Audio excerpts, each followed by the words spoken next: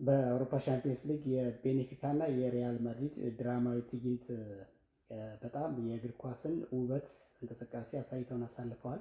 አሁን ደግሞ ድጋሚ እንደገና ሌላ ተአምር ያሳዩን ድጋሚ ተገናኝተዋል። በፕሌይኦፍ ሁለቱ ቡድኖች እንደገና መገናኘታቸው ብዙዎቹን ከወዲሁ ትኩረት እንዲያደርጉ ሁለቱ ቡድኖች ላይ ያስገድደ ሁኔታ ሆኗል። ምንድን ነው እንግዲህ ባለፈው እንደምናስታውሰው ሪያል ማድሪድ ከቤኔፊካ ጋር ባደረገው ጨዋታ አንድ ነጥብ ያገኝ ኖሮ 15 ነጥብ ነበረው። 16 ነጥብ ኖሮት በጎል ዲፈረንስ በልጦ ማንቸስተር ሲቲን ወደ ታች ገፍቶ እሱ በቀጥታ ወደ 16 ውስጥ ያለምንም ተጨማሪ ጨዋታ ያለምንም ፕሌይኦፍ ግጥሚያ በቀጥታ ማለፍ የሚችልበት እድል ነበረው። በቀጥታ ማለፉ አንደኛ የፕሌይኦፍ ጨዋታን አስወግዶ፣ ሁለተኛ ደግሞ በቀጥታ በማለፉ የሚያገኘው ራሱን የቻለ ዋጋ ነበረው።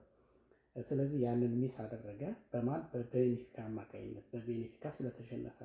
ቤኔፊካ ደግሞ ከሶስት ቡድኖች ጋር እኩል ነጥብ ነበረው በዚህ የጨዋታ እንቅስቃሴ ከግሊምት እና ከማርሴይ ጋር ሶስተኛ ያው ቤኔፊካ ሆኖ እኩል 9 ነጥብ ነበራቸው።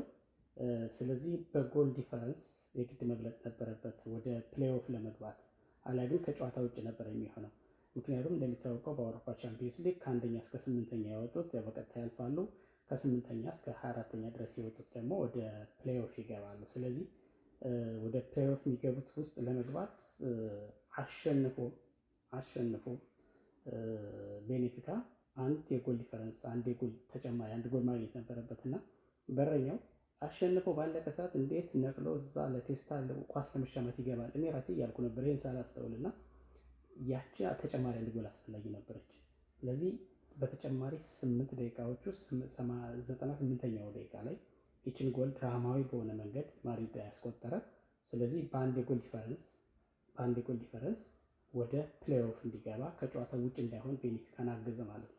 ስለዚህ በዚህ መንገድ በጣም ድራማዊ በሆነ መንገድ ሪያል ማድሪድን በቤኔፊካ ምክንያት ወደ ፕሌይኦፍ ተገፍቶ ቀጥታ ሊያልፍ ሲችል፣ ቤኔፊካ ደግሞ አንድ ተጨማሪ ጎል በማግኘቱ ምክንያት ከጨዋታ ውጭ ሊሆን የነበረውን ባለቀ ሰዓት በሽርፍራፊ ሰከንድ ወደ ፕሌይኦፍ ገብቶ፣ ግን በፕሌይኦፍ ድልድሉ እነዚህ ሁለት ክለቦች ድጋሚ ተገናኙ።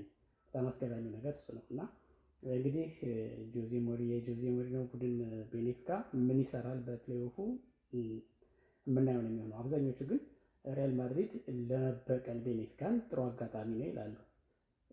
ሪሊ ሪያል ማድሪድ ተበቅሎት ወደ ቀጣዩ ዙር ያልፋል ወይስ ቤኔፊካ እንደገና ሌላ ደግሞ ድራማ ሰርቶ አስገራሚ ወይም ደግሞ ያልጠበቅነው ነገር ሰርቶ እንደገና ወደ ቀጣይ ይቀላቀላል የሚለው በጣም አጓጊ ነው። የእግር ኳስ እንግዲህ ባህሪ እንደዚህ ነውና በጣም አስገራሚ ግጥምጥሞች ነው። በጣም ስላስገረመኝ መረጃውን ለዛ ነው ይዤ የመጣሁት። ይመቻችሁ።